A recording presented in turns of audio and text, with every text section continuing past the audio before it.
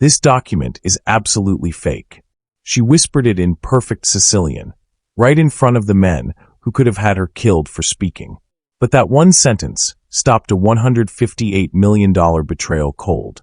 A mafia boss. A $158 million contract. A loyal advisor with a secret. And one hotel waitress fluent in a language she should never have known. What she saw, it changed everything. But what no one knew was who she really was. Would you have noticed the scam just by glancing at the signature? Most people wouldn't. But Therese Faulkner wasn't most people. And by the time she stepped in, it was almost too late. Before we dive in, where are you watching from, and what kind of story do you want to see next? Drop it in the comments. And if stories like this pull you in and don't let go ahead, hit subscribe. I have another powerful one coming tomorrow. Now, let's get into the story. Silvio Barbero didn't trust people. That was the first rule of staying alive in his world. He didn't trust his drivers. He didn't trust his lawyers. He didn't trust the men who'd worked beside him for 2 decades. Not entirely, anyway. Trust, in Silvio's experience, was a luxury item, like caviar or vintage wine. Beautiful to look at, dangerous to consume. So when Therese Faulkner walked into his life 3 weeks before everything changed, nobody expected him to notice her at all. She started on a Tuesday morning in March 2019. The Berlin Adlon, one of the most exclusive hotels in Europe. The kind of place where oligarchs and crime bosses rented suites that cost more per night than most people made in a year. The kind of place where discretion wasn't just preferred, it was mandatory. Therese was 34 years old.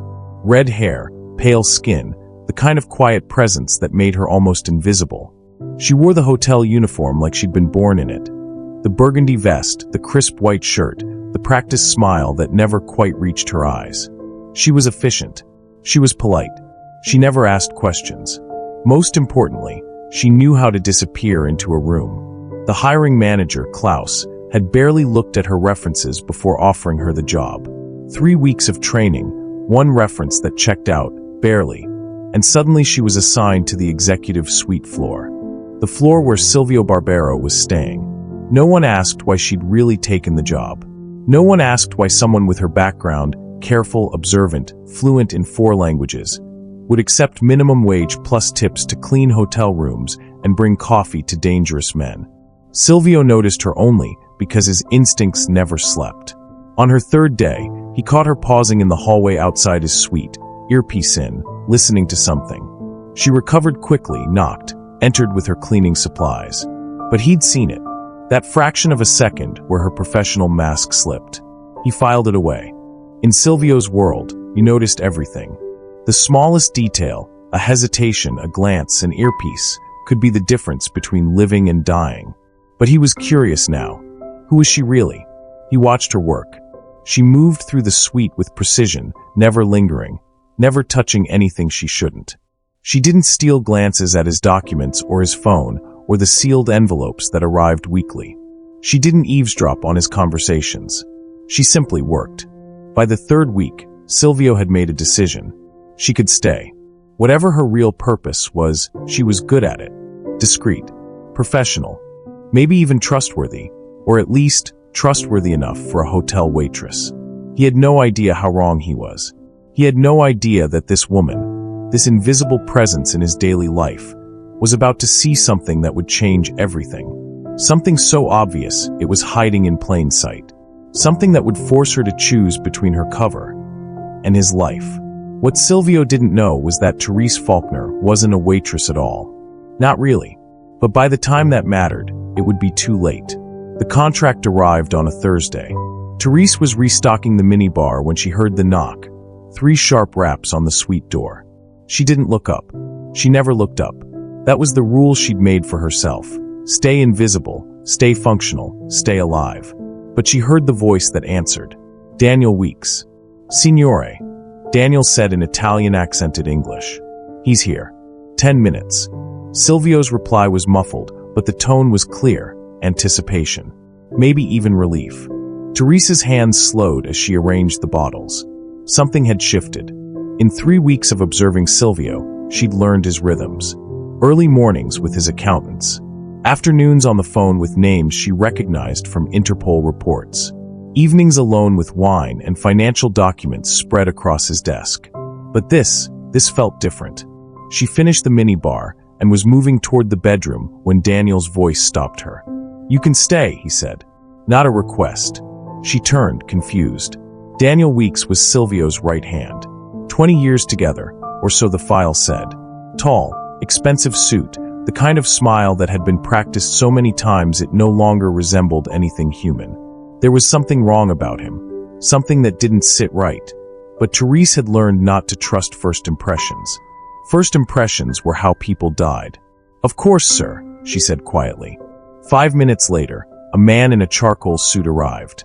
Therese recognized him from her briefing. Konstantin Volkov. Russian.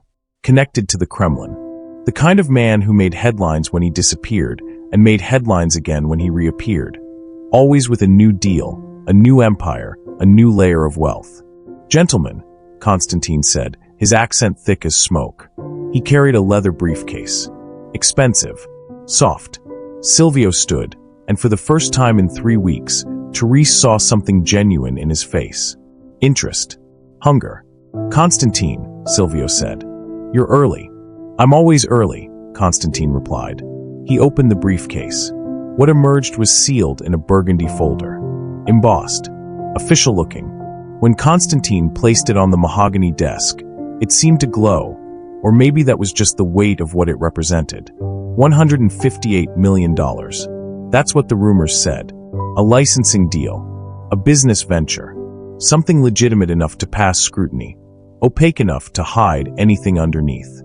Therese was dusting a lamp when Daniel gestured to the fountain pen on the side table. A Montblanc. Black and gold. The kind of pen that signed things that mattered. That's when her training kicked in. She'd been taught to notice details. Inconsistencies. The small things that break the pattern. And as she watched Konstantin slide the contract across the desk, she noticed one. The ink. Most Montblancs used the same ink cartridges, Montblanc's proprietary formula. Consistent. Recognizable. But this pen, when Daniel picked it up, when he positioned it for Silvio to sign, the ink looked different. Thinner. Almost translucent under the afternoon light. That wasn't a Montblanc. It was a fake. A perfect fake. The kind of counterfeit that cost money to make. The kind used when someone wanted to forge signatures. When someone wanted to create a document that would pass any inspection. Except one made by someone who knew what they were looking for. Therese's breath caught in her throat. And that's when Konstantin's eyes found hers. For just a moment. Long enough to register that she'd seen something. Long enough for her to know that she'd made a mistake. The pen hovered over the signature line. Do you think Therese should have said something right then? Or stayed silent and reported it later? Comment below, because her next move changed everything. Daniel Weeks smiled. He always smiled. That was the thing about Daniel. He'd perfected the art of looking friendly. Approachable. Trustworthy. 20 years at Silvio's side had taught him that a smile was currency. It opened doors. It closed mouths. It made people forget to ask questions. But when Konstantin's eyes had found Therese, when that microsecond of recognition had passed between them, Daniel's smile had changed. Not much. Just enough. The kind of shift that only someone trained to notice would catch. Therese finished dusting the lamp and moved toward the window, careful to stay in her role. Invisible. Functional. But her mind was racing. The pen was fake. The contract was fake. And Konstantin knew that she knew. Which meant Daniel knew now too. Silvio, however, was oblivious. He studied the contract with the focus of a man who'd spent 40 years learning to read between lines. Literal lines and metaphorical ones. He traced his finger down the clauses, the percentages, the signatures already in place. Everything looked legitimate. Everything smelled like money. Daniel stood to his left, still smiling that practiced smile. Beautiful, isn't it? Daniel said, gesturing to the contract. 48 hours to wire the initial deposit. Then we're in motion. Silvio nodded slowly. And the offshore accounts? Untraceable, Daniel said. Just like we discussed. But there was something in his voice. Something that didn't quite land. Therese had spent 3 weeks learning Silvio's moods, his tells, the small shifts in his demeanor. Now she was reading Daniel, and what she saw made her chest tighten. His knuckles were white where he gripped the edge of the desk. Silvio trusted Daniel. Everyone knew that. In a world where trust was a liability, Silvio had chosen to trust this man completely. They'd built an empire together. They'd survived wars together. Daniel had been there through marriages, betrayals, the rise and fall of competitors. He was family. The only family Silvio had left. But the eyes don't lie. Therese had learned that in her training. You could train yourself to smile. You could rehearse your tone. You could memorize every gesture. But the eyes, the windows, as they said, those were harder to control. And right now, Daniel's eyes were the eyes of a man committing a crime. Not just any crime. A betrayal. Therese moved toward the door with her cleaning supplies, ready to leave. That was the protocol. Observe, report, extract. But as she passed the desk, her gaze caught on something. The contract's signature page was visible. She could see names, dates, amounts, and in the top right corner, beneath a corporate seal, she saw something that stopped her cold. It was a reference, a name, one that shouldn't have been there. "Thank you," Silvio said to her, dismissing her with a nod. She left the suite without looking back. But the name was burned into her mind. Barbero Industries. Deceased. That was Silvio's brother's company. His brother had been dead for 7 years. She glanced at the paper. Just once. That's all it took. Therese was in the corridor, the suite door closed behind her, when she heard the footsteps. Quick. Deliberate. The kind of walk that meant someone was thinking hard about something. Daniel. He caught up to her at the elevator, his hand pressing the button just as the doors were closing. He stepped inside, and for a moment they were alone. "You have good attention to detail," he said. It wasn't a question. Therese kept her eyes forward. "I'm just the staff, sir." "Exactly," Daniel said. "Just the staff.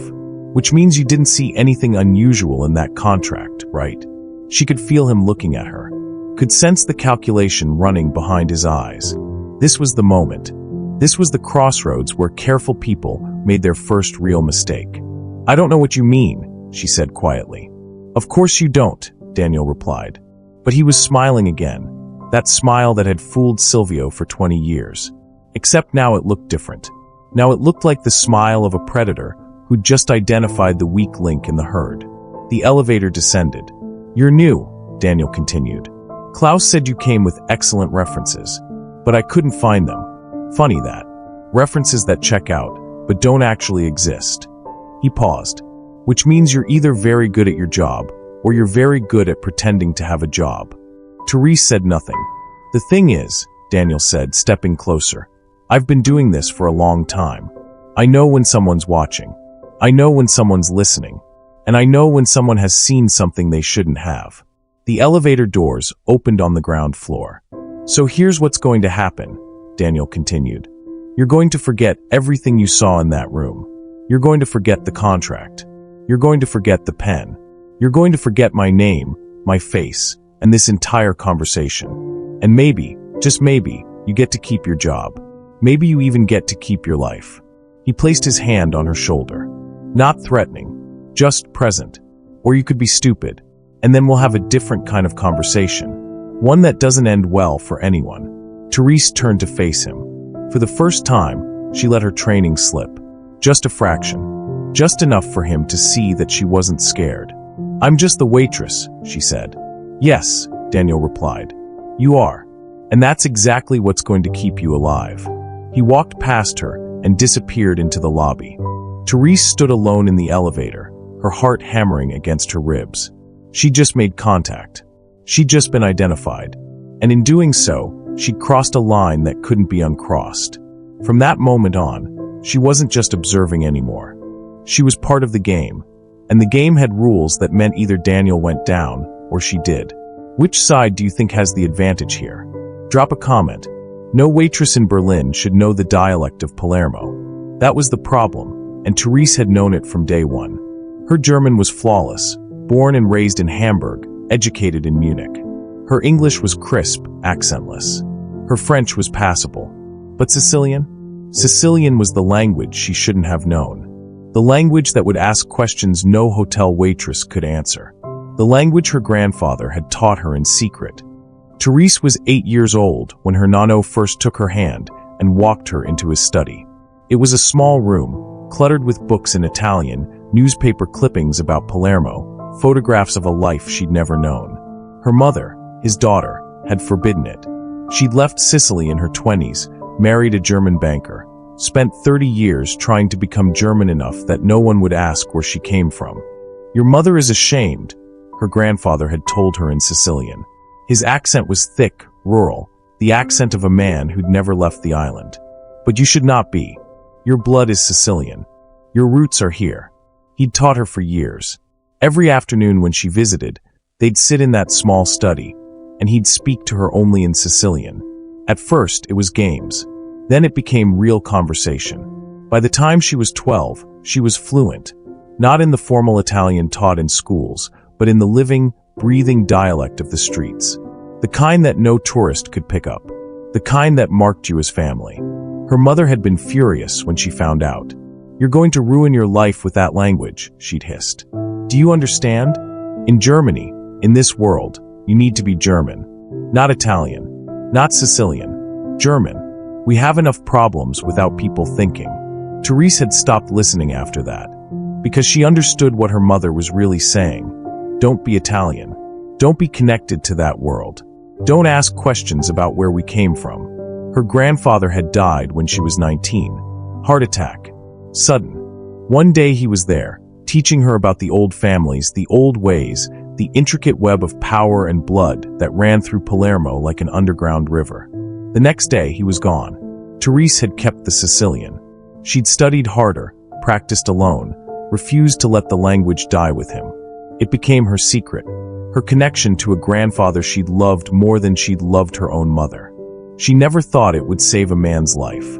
But now, alone in her small hotel employee room on the 5th floor, Therese understood why her grandfather had been so insistent, why he'd drilled family names into her, why he'd made her memorize the genealogies of the old Sicilian families, the interconnections, the blood bonds that went back centuries. He'd been preparing her for something, and she was only now beginning to understand what. Silvio Barbero wasn't just any crime boss. He was Sicilian crime boss, connected to families that traced their roots back further than most nation-states. Which meant his brother, the dead brother whose name was on that fake contract, came from a family tree that was documented, known. Part of the underground network of information that existed in Sicilian communities worldwide. Therese pulled out her encrypted laptop and did what she'd been trained to do. She dug. Clause 7B was the smoking gun. Therese had memorized every detail of the contract during that split-second glance. Photographic memory was one of the skills they'd screened for during recruitment. One of many skills that made her dangerous. The clause itself looked innocuous. Offshore banking regulations. Transfer protocols. The kind of dense legal language that made most people's eyes glaze over. But buried in the middle, in plain sight, was the name, Barbero Industries, Deceased Holdings, EST 1994. Therese knew the Barbero family tree. Her grandfather had made sure of it. He'd spent entire afternoons drilling the names into her. The old families. The interconnections. The relationships that meant life or death in Sicily. Silvio's brother, Marco, had died in 1994. She was certain of it. She'd verified it in the files before taking the job. Shot in Palermo. A territory dispute. A loose end that Silvio had tied up cleanly. But here's what made it a smoking gun. Using a dead man's company name in a legal contract wasn't just sloppy. It was intentional. It was a signature. A calling card that said, "I know your secrets. I know your past. I know what happened to your brother." Daniel knew. He had to know. Which meant this wasn't just a $158 million scam. This was something deeper. Something personal. This was revenge dressed up as a business deal. Therese pulled up the files on the offshore account listed in Clause 7B. Shell companies registered in the Cayman Islands. Front entities stretching across 3 continents. On the surface, it all looked legitimate. Audited. Certified. But when you knew what to look for, when you understood the language of betrayal, the pattern became clear. The money wasn't going to an investment. It was going to someone. Someone who wanted Silvio to know exactly where it was going. Someone who wanted him to trace it back and understand the message. "I'm coming for you." Therese sat back in her chair. Her hands were shaking. She'd seen something that was supposed to stay hidden. She'd understood something that was meant to destroy a man. And now she had a choice. Report it through channels and watch the bureaucracy grind while a crime boss got murdered over revenge, or do something that would blow her cover permanently.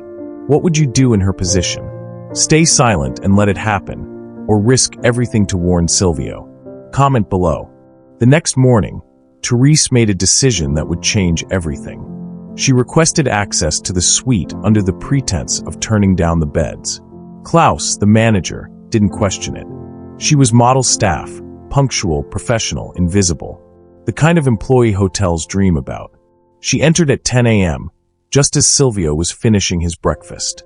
Daniel was there too, perched on the edge of the sofa like a bird ready to take flight. The contract was still on the desk, unsigned but present. Waiting. "Good morning," Therese said, moving through her routine. Turn down beds. Refresh towels. Everything normal. But as she passed the desk, she did something that was decidedly not normal. She picked up the Mont Blanc pen. "Excuse me," she said to Daniel, holding it up. "This fell into the trash. I wanted to make sure it wasn't valuable before I discarded it. It was a test, a calculated risk, an opening." Daniel's knuckle twitched. Just once. Just for a fraction of a second. His right hand, still holding his coffee cup, registered the movement. The muscle contracted. The tendons tightened. It was the involuntary response of a body betraying a mind that was trying to stay calm. Therese had been trained to read these tells. Every micro-expression. Every physiological glitch that revealed what words were hiding. And what she saw in that twitch was pure, unfiltered fear. "It's just a pen," Daniel said, but his smile had changed. It was still there, that practiced, perfect smile. But underneath it, something was breaking. One of many. "Don't worry about it." He reached for it, but Silvio had noticed the exchange. "Where did it come from?" Silvio asked, his eyes moving between them. "By the desk," Therese said carefully. "Must have rolled under." Silvio studied the pen. He was a man who'd survived 40 years by noticing when details didn't add up. And now he was noticing. She could see it in the way his eyes narrowed, the way his jaw clenched slightly. "It's a fake," Therese said quietly. She was speaking to Silvio, but she was watching Daniel. "The weight is wrong. The balance. The ink cartridge doesn't match any Mont Blanc model." Daniel's smile froze. In that moment, Therese understood something crucial. Daniel wasn't just participating in the betrayal. He wasn't just following orders from Constantine or some other puppet master. Daniel was leading it. His fear wasn't the fear of an accomplice who'd been caught. It was the fear of an architect watching his cathedral collapse before the dedication ceremony. It was the fear of a man who'd spent months, maybe years, planning something, and now he was watching it unravel in real time. Because Therese had just revealed something Daniel thought was airtight. Something no one was supposed to notice. "How did you know?" Silvio asked her, but it wasn't really a question. It was an accusation wrapped in curiosity. Therese set the pen down slowly. "This is absolutely fake." The words came out in perfect Sicilian. Flawless accent. Rural inflection. The kind of Sicilian that belonged in Palermo, not Berlin. The kind that marked you as someone who belonged to a world Therese was supposed to have no connection to. Silvio froze. His coffee cup stopped halfway to his mouth. Daniel laughed, but it came too quickly. It came wrong. It was the laugh of a man trying to recover from a punch he didn't see coming. The laugh of someone desperately trying to regain control of a situation that had just spiraled beyond his reach. "A completamente falso," Therese repeated, her voice steady. "Il contratto. La pena tutto. It's completely fake. The contract. The pen. Everything. 5 seconds. That's how long the silence lasted. 5 seconds where the room seemed to hold its breath. 5 seconds where reality shifted on its axis. Silvio turned to face her fully. His expression was unreadable, but his eyes were searching. Looking for something. Trying to understand how a hotel waitress in Berlin could speak the dialect of his childhood. How she could know enough to spot the forgery. How she could possibly understand what was happening. "Who are you?" he asked quietly. Also in Sicilian. Daniel's hand moved toward his phone, but something in Silvio's posture stopped him. The old crime boss had shifted. His body language had changed from relaxed to coiled, from trusting to lethal. "I'm the person who just saved your life," Therese said in German, switching languages deliberately, breaking character completely. She looked at Daniel. "That pen," she continued, "was the same type used in 47 previous fraud cases across Europe. It's designed to create signatures that don't match their creator's handwriting under infrared analysis. Sign this contract, wire the money, and within 72 hours, every deposit gets reversed. Every signature gets questioned, and you're left holding a fraud that implicates you in crimes you didn't commit." Daniel's face had gone pale. "The dead brother," Therese continued, this time speaking only to Silvio. "Using his company name wasn't a mistake. It was a message. Someone wanted you to know this was personal, that they were coming for you through people you trusted." She pointed at Daniel. He was leading it, and he was good, until he trusted the wrong person to see the details. At this point, do you think Daniel had a real reason for the betrayal, or was it pure greed? What's your theory? Comment below. If that moment gave you chills, just wait. Because what happened next wasn't just about stopping a scam. It wasn't just about exposing a betrayal. What happened next revealed why Silvio Barbero had survived 40 years in a world where most men didn't make it 40 months. Silvio was going to make a choice. And that choice would determine whether Therese walked out of that hotel alive, or whether she became just another person who knew too much. Just wait until you see what Silvio did next. Hit subscribe because this story only gets darker. Silvio studied her for a long moment. His face had returned to its neutral mask, but something behind his eyes had changed. She'd revealed something he didn't know, something that made him recalculate everything he thought he understood. And now he was testing her. "What's your father's name?" he asked in Sicilian. It was a simple question, deceptively simple. The kind of question that could be a trap, a test, or both simultaneously. Therese understood immediately. He wasn't asking who she was. He was asking where she came from, what family she belonged to, whether she was connected to someone important, or if she was just a random operative with useful skills. In Sicilian culture, your father's name was your lineage, your protection, your identity. "Giuseppe Faulkner," she said. German mother, Sicilian father. Born in Hamburg, raised between two worlds. Silvio's expression didn't change, but she saw the shift in his eyes. Recognition, calculation, and then something else. Respect. "Giuseppe from Mondello?" he asked quietly. She nodded. Silvio closed his eyes for just a moment. When he opened them again, he looked at her differently. Not as a stranger, not as a hotel waitress, but as someone who belonged to the invisible network that ran through Sicilian communities worldwide. Someone with blood, someone with roots. "Your father," Silvio said slowly, "worked for my uncle. 20 years ago, before the German marriage." Therese didn't respond. She just waited. "He was a good man," Silvio continued. "Honest, loyal, which means his daughter would be the same." He turned to Daniel, and the look in his eyes was ice. Daniel reached for his phone. It was instinct, pure, desperate instinct. He needed to call someone, to warn them, to get ahead of this before the story spread through the underworld like wildfire. But Silvio moved faster. The old crime boss was on his feet before Daniel's hand reached his jacket pocket. He crossed the distance between them in 3 seconds. 3 seconds was all it took. Silvio didn't use a gun. He didn't need to. He simply took Daniel's wrist and twisted, a movement that looked almost gentle, almost casual. But the sound that came out of Daniel was anything but gentle. It was the sound of a man watching his entire world collapse. The phone fell to the floor. "You," Silvio said quietly, "have been beside me for 20 years. You've eaten at my table. You've met my family. You've been trusted with my life." Daniel was on his knees now, his face twisted in pain and panic.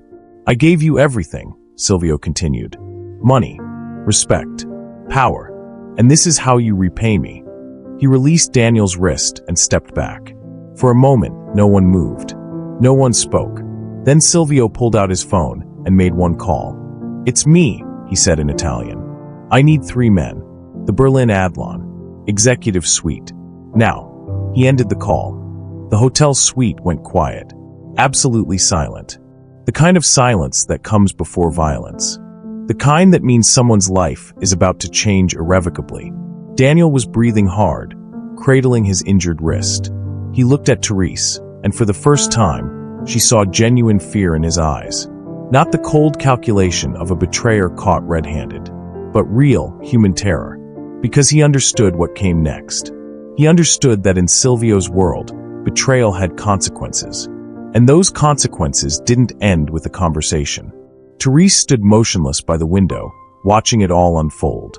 At this moment, when Daniel realized Silvio knew everything, do you think he deserved mercy, or was this exactly what someone who betrays his own people should face? What would you do? Comment your thoughts.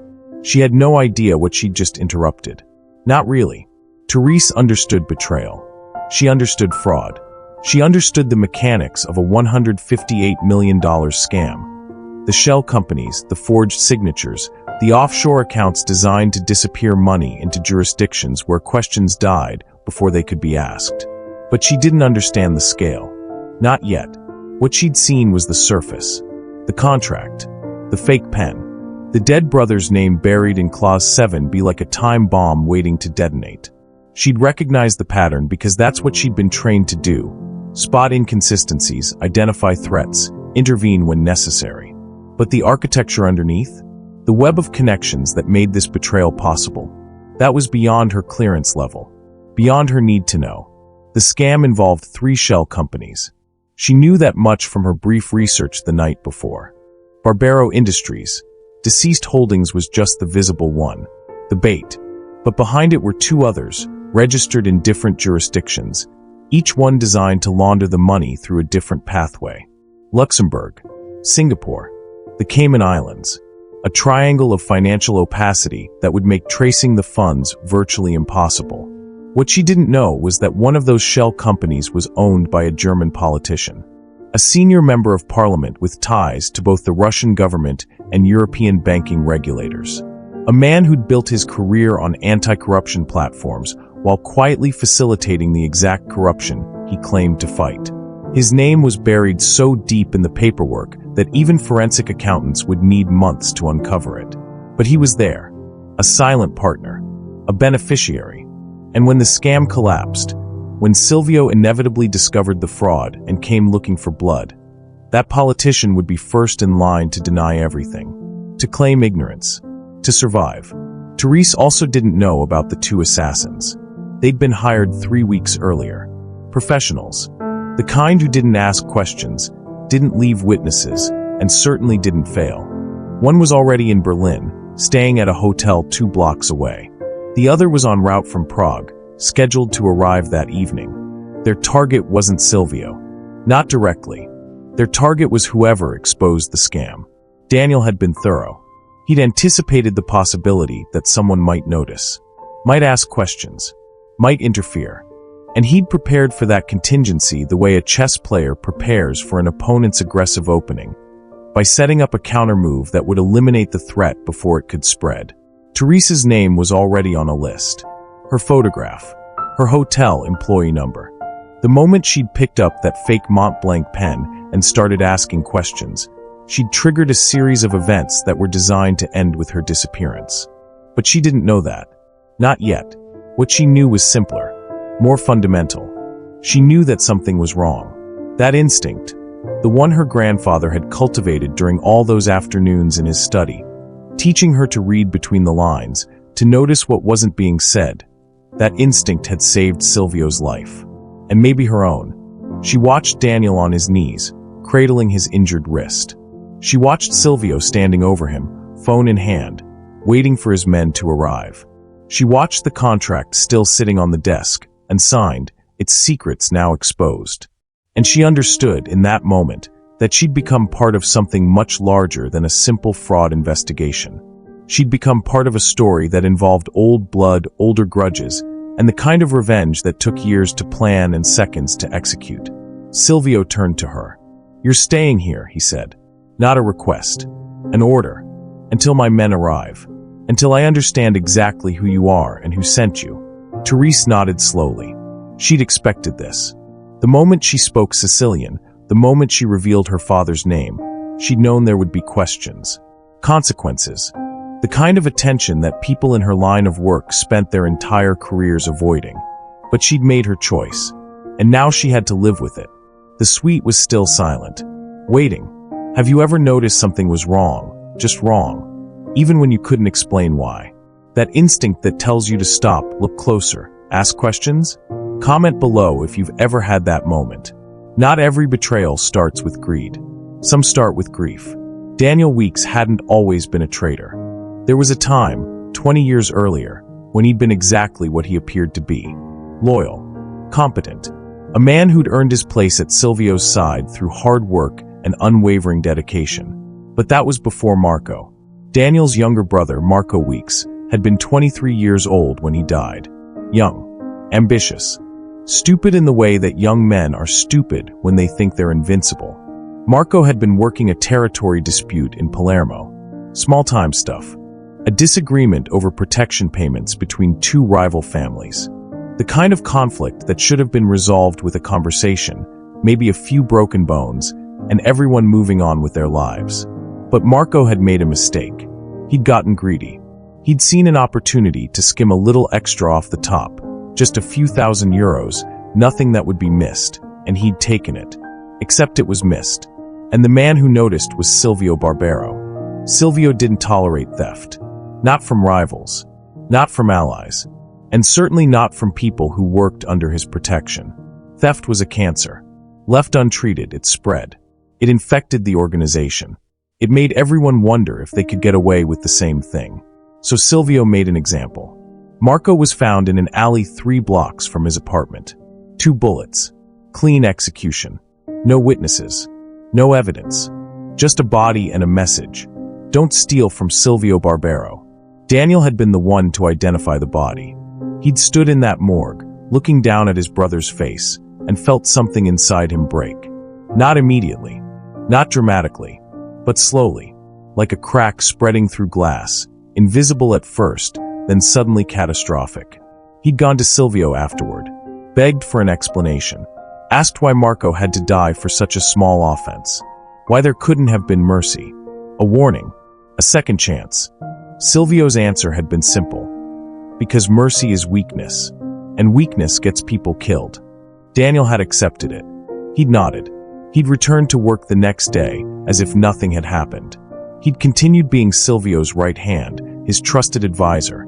The man who handled the details while Silvio handled the vision. But inside, something had changed. The grief became anger. The anger became obsession. And the obsession became a plan. It took Daniel 18 years to build it. 18 years of loyalty. 18 years of earning trust. 18 years of positioning himself so perfectly that when the moment came, when the opportunity to betray Silvio presented itself, no one would see it coming.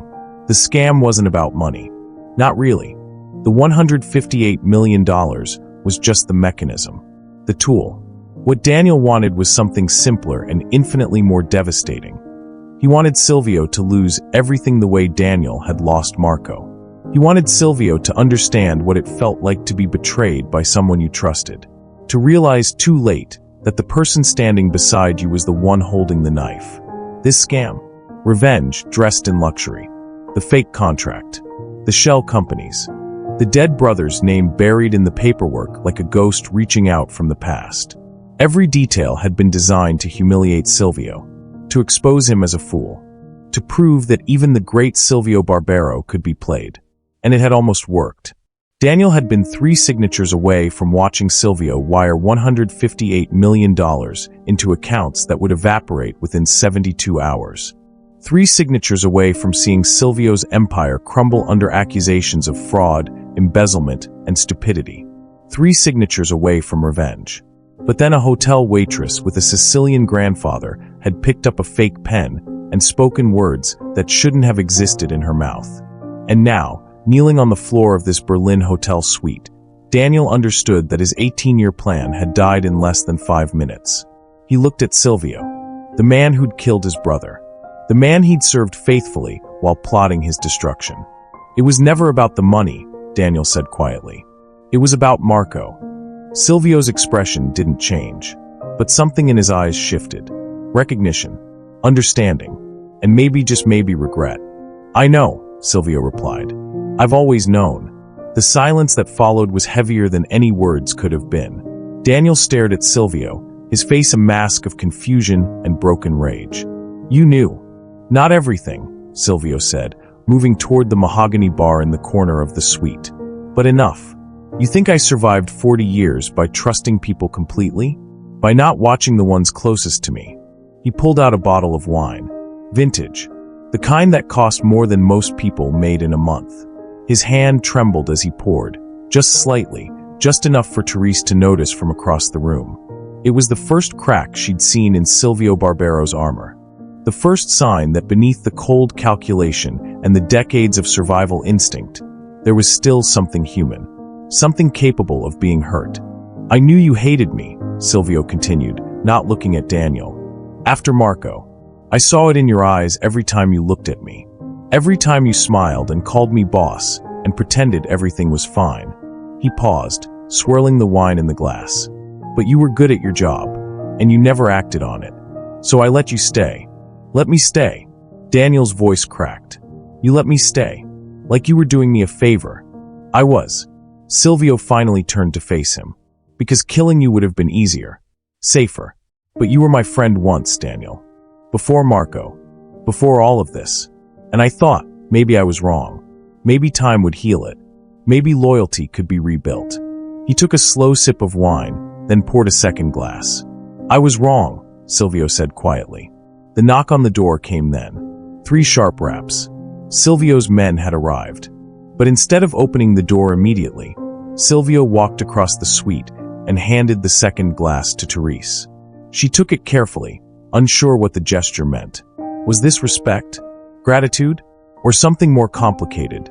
The kind of gift that came with strings attached, with expectations that would follow her for the rest of her life? Silvio looked at her differently now. Not as a hotel waitress. Not even as an operative who'd exposed a betrayal. But as someone who belonged to his world, whether she wanted to or not. Someone who'd proven herself in the way that mattered most in Sicilian culture. Through blood, through family, through action when action was required. "You saved my life," Silvio said. His voice was steady, but there was weight behind it. Meaning. Not just from the money. From the humiliation.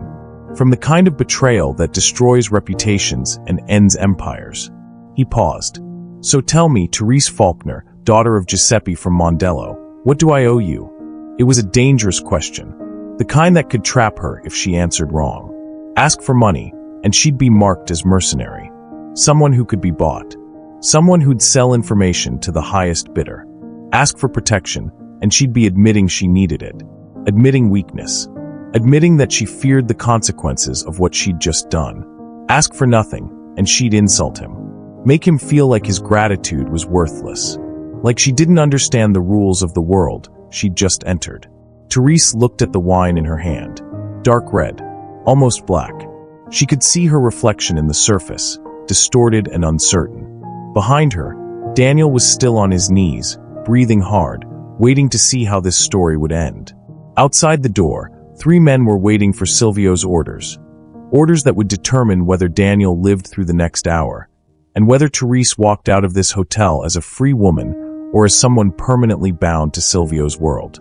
She thought about her grandfather, about those afternoons in his study, learning a language she should never have needed, learning about families and blood and the invisible networks that connected people across continents and generations.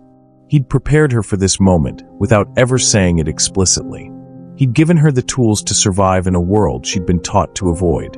And now, standing in this Berlin hotel suite with a glass of wine and a Mafia boss waiting for her answer, she understood why. "You owe me," Therese said slowly, choosing each word with precision, "the truth. Did you know what Daniel was planning? All of it." Silvio smiled, a sad, tired smile that made him look older than his years. "Most of it," he admitted. "Not the details. Not the contract or the fake pen.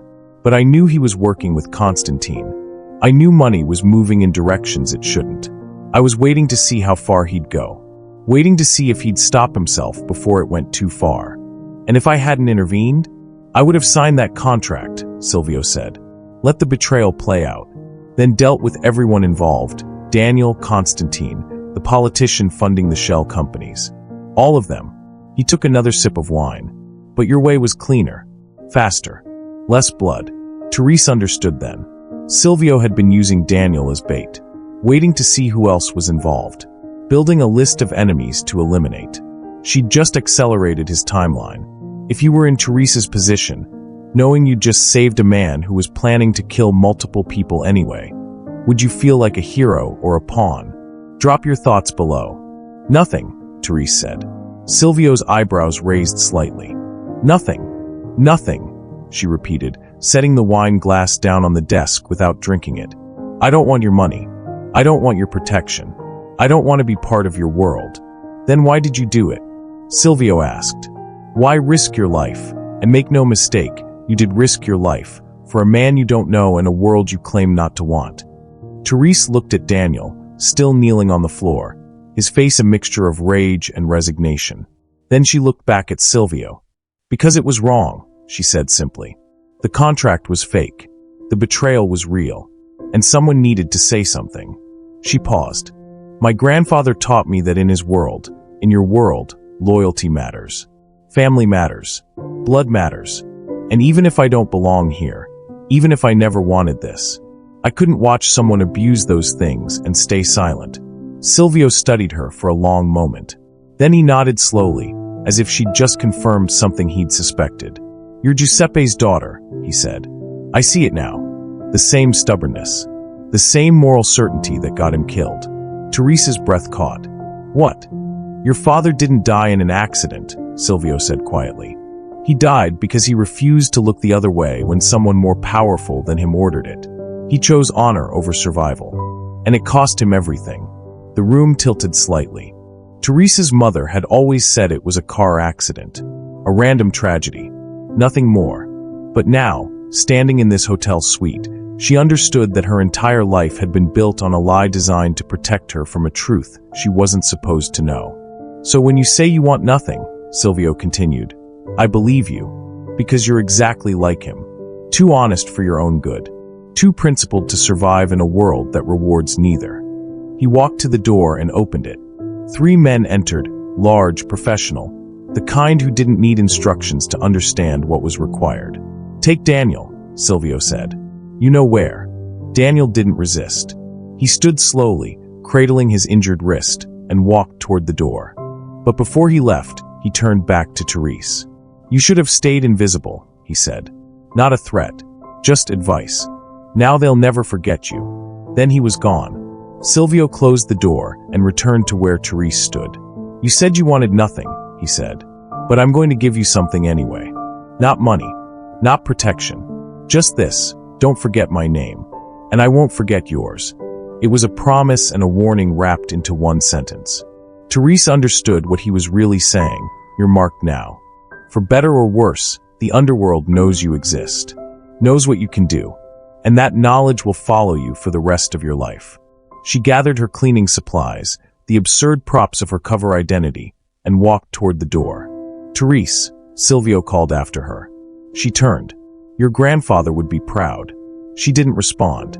She just left, walking out of the executive suite and into the hallway, leaving behind the wine, the contract, the fake pen, and a mafia boss who now owed her a debt he could never fully repay.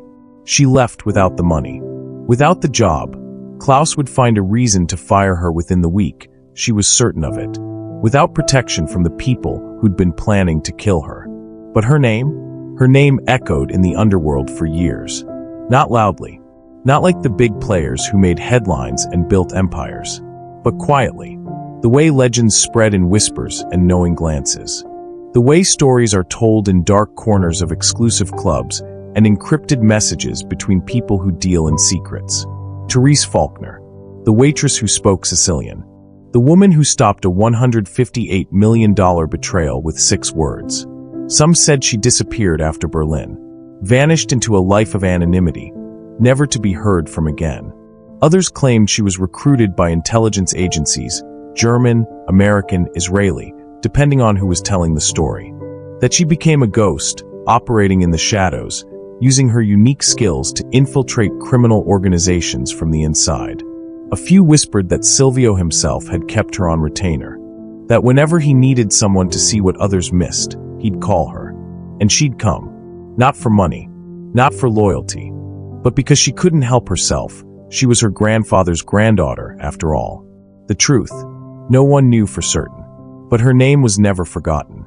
And in a world where power is measured in silence and survival, that was worth more than any amount of money Silvio could have offered.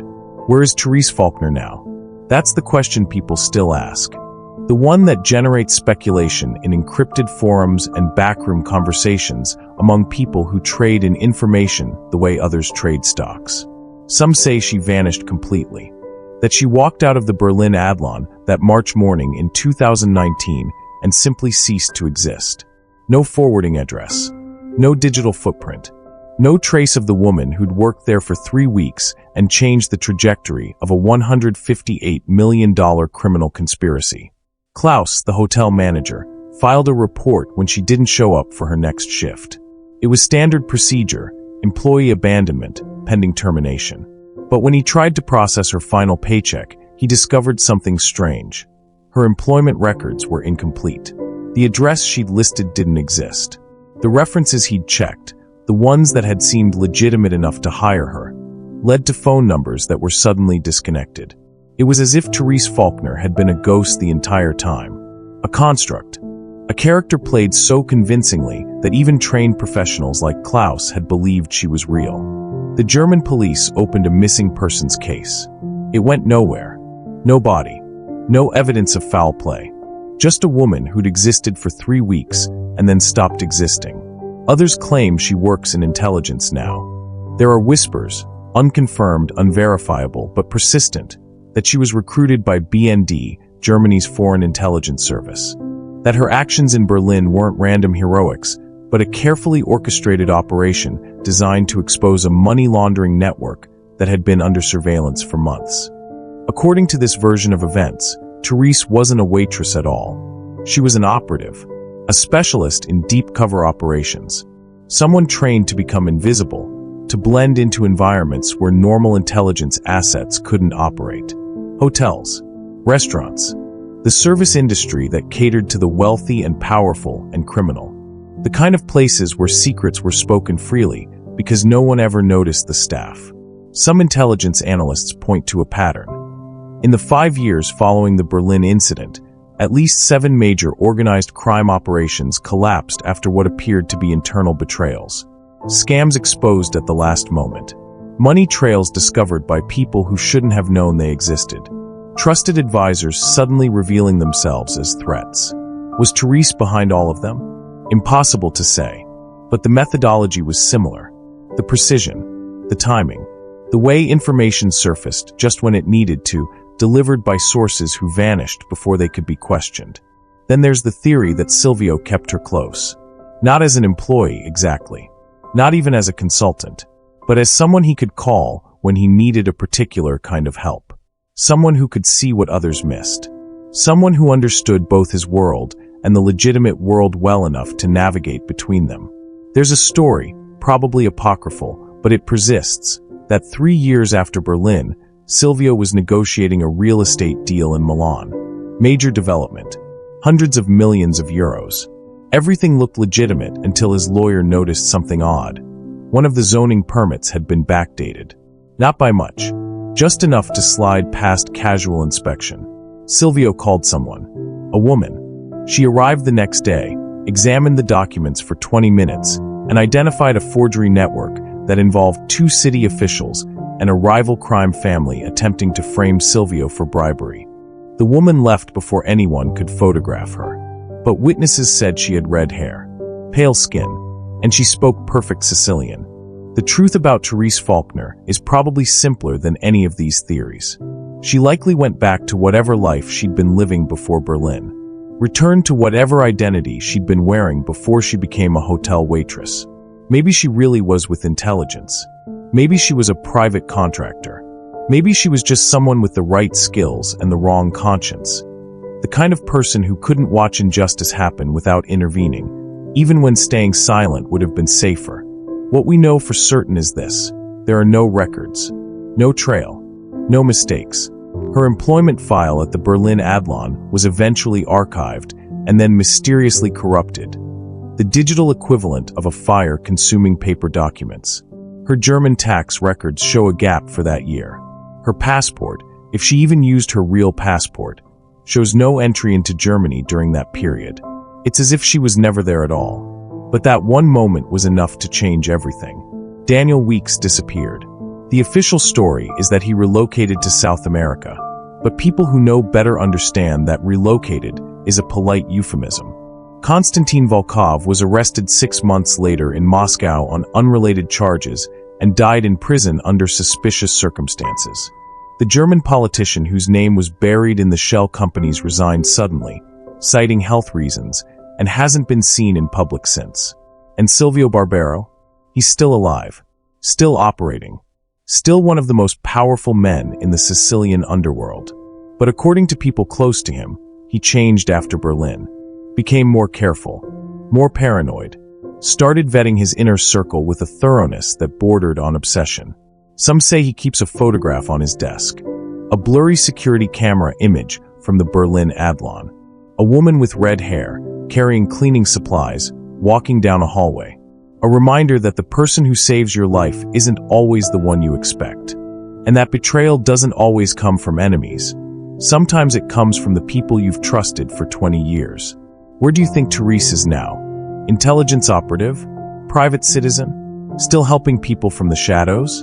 Share your theory in the comments. Sometimes loyalty comes from the most unexpected places. That's the truth at the heart of this story.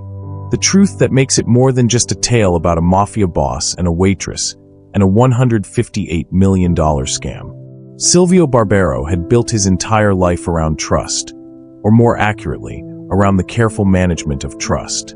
He'd learned early that loyalty couldn't be assumed. It had to be earned, tested, and maintained through a combination of respect, fear, and calculated generosity. He'd surrounded himself with people who'd proven themselves. Daniel Weeks had been at his side for 20 years. 2 decades of shared experiences, shared risks, shared victories. If anyone in Silvio's world could be trusted, it should have been Daniel. But loyalty isn't guaranteed by time. It's not purchased by money or sealed by blood oaths or secured by shared history. Real loyalty, the kind that actually matters when everything is on the line, comes from something deeper. Something that can't be manufactured or manipulated. It comes from character. From the kind of person who sees something wrong and can't stay silent, even when speaking up means risking everything. Therese Faulkner had no reason to help Silvio. She wasn't part of his organization. She didn't owe him anything. She wasn't looking for a reward. By every rational calculation, she should have stayed invisible. Should have observed, documented, and reported through whatever channels she was supposed to use. But she didn't. She spoke up. She intervened. She risked her cover, her safety, possibly her life, because staying silent felt wrong. That's loyalty. Not to Silvio specifically, but to something larger. To the principle that betrayal should be exposed. That people deserve to know when they're being played. That even crime bosses, maybe especially crime bosses, deserve honesty from the people around them. And betrayal? Betrayal is always closer than you think. Daniel's story proves that. He'd been Silvio's most trusted advisor. The man who handled the details, who managed the operations, who knew more about Silvio's business than anyone else alive. And all of that proximity, all of that trust, was being used to architect the most devastating betrayal imaginable. The people who can hurt you the most are always the ones closest to you. That's not cynicism, it's just mathematics. Strangers can't betray you because you haven't given them anything to betray. Enemies can't surprise you because you're already watching them. But the people you trust, they have access. They have information. They have the ability to strike where you're most vulnerable because you've shown them where those vulnerabilities are. Daniel had spent 18 years positioning himself for revenge. 18 years of smiling and nodding and being the perfect right-hand man, all while building the architecture of betrayal piece by piece, so carefully that even Silvio, who suspected something was wrong, couldn't see the full picture until it was almost too late. The truth is, You don't need to be powerful to change someone's fate. You just need to be watching. That's what Therese proved. She had no power in that hotel suite. No authority. No weapon. She was, by every conventional measure, the least important person in the room. But she was watching. She noticed the fake pen. She recognized the dead brother's name. She understood the significance of details that everyone else dismissed as background noise. Power isn't always about who has the biggest army, or the most money, or the longest reach. Sometimes power is just about seeing what others miss. About being present when everyone else is distracted. About having the courage to speak when silence would be easier. We live in a world that teaches us to stay in our lane, to mind our own business, to not get involved in situations that don't directly concern us.